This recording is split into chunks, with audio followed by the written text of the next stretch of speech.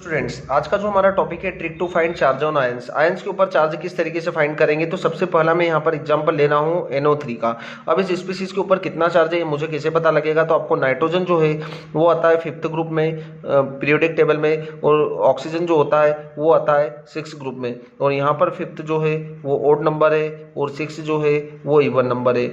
ऐसे केस में जब एक ओड हो और एक नंबर इवन हो, उस केस में आपको कितना चार्ज लगाना है, यहाँ पर -1 चार्ज लगाना है। ठीक है, अगला मैं यहाँ पर एग्जांपल लूंगा ब्रोमेट आयन का BrO3। यहाँ पर जो ब्रोमीन आता है वो आता है 7th ग्रुप में, और ऑक्सीजन जो आता है वो आता है 6th ग्रुप में। अब 7 जो है यहाँ पर ओड है और जो 6 है वो इवन नंबर है। ऐसे केस में आपको क्या करना है, -1 चार्ज लगाना है। जब एक ओड हो और एक इवन हो तो आपको -1 चार्ज लगाना है। अगला तीसरा मैं एग्जांपल लूंगा यहाँ पर CrO4 का। अब CrO4 क्रोमियम जो होता है वो डी ब्लॉक एलिमेंट से होता है और 6B में आता है, और ऑक्सीजन जो होता है वो भी 6 ग्रुप में आता है। दोनों ही यहाँ पर इवन नंबर आ रहे हैं, और दोनों इवन नंबर आ रहे हैं तो आपको कितना चार्ज लगाना है, -2 चार्ज लगाना है ना। यदि दोनों ओड भी आ रहे हैं तब भी आपको -1 चार्ज लगाना है। दोनों यदि ये ओड आ रहे हैं तो आपको -1 चार्ज लगाना है, दोनों इवन आ रहे हैं तो आपको -2 चार्ज लगाना है। इस तरीके से आपको करना है। यहाँ पर मैं 4th एग्जाम्पल ले रहा हूँ सल्फेट का। सल्फर जो आता है वो 6th ग्रुप में आता है, और ऑक्सीजन जो होता है वो भी 6th ग्रुप में आता है। जब दोनों इवन आ रहे हैं तो आपको क्या करना है, यहाँ पर -2 चार्ज लगाना है। इस तरीके से आपको सोल्व करना है ना। अगला एग्जांपल लूंगा मैं यहाँ पर ऑक्जेलेट का C2O4। अब कार्बन जो होता है वो 4th ग्रुप में आता है, ऑक्सीजन जो होता है वो भी 4th ग्रुप में आता है। जब दोनों इवन आ रहे हैं तो आपको कितना चार्ज लगाना है, -2 चार्ज लगाना है। इस तरीके से आपको सोल्व करना है। अगला एक और एग्जांपल ले सकते हैं आप 6 नंबर का कार्बोनेट आयन CO3।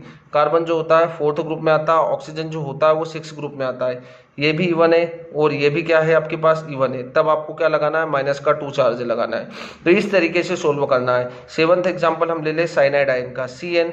अब देखो कार्बन जो होता है 4th में आता है, और नाइट्रोजन जो होता है वो किस में आता है, नाइट्रोजन जो होता है हमारा 5th में आता है। ये हमारे पास इवन है और ये हमारे पास ओड है। जब एक इवन और एक ओड हो तो आपको -1 चार्ज लगाना है।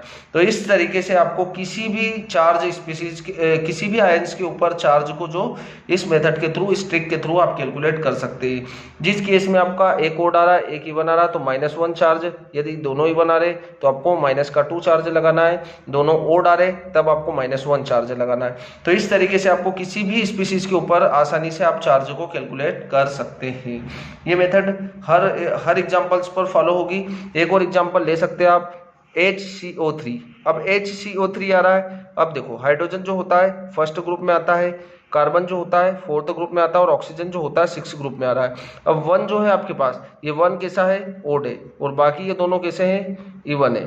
ये दोनों इवन है। अब ये दोनों इवन है और ये ओड है, तो उस केस में भी आपको कितना चार्ज लगाना है, -1 चार्ज लगाना है। ठीक है, तो सिर्फ आपको -2 चार्ज एक ही केस में लगाना है, इवन नंबर होगा जब दोनों का तब। ठीक है, तो इस तरीके से आपको किसी भी स्पीसीज के ऊपर चार्ज याद आप रख सकते हैं।